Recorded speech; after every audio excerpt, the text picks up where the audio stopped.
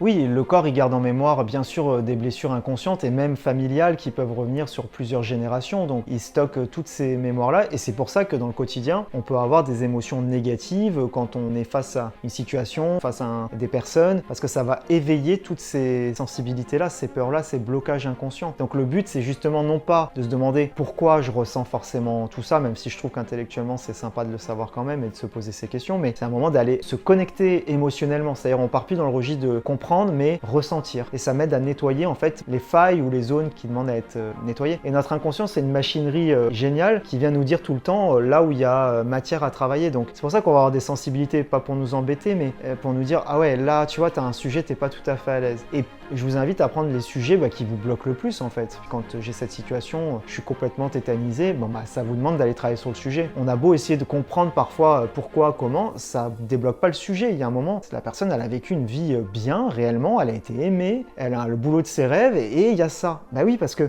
en tant qu'humain, vous vous rendez compte, on a en transgénérationnel, on se trimballe, et puis même un pays, il y a des mémoires énormes, donc à un moment, je pense qu'on perd du temps à se demander pourquoi. Mais la question c'est comment je fais pour transmuter ça.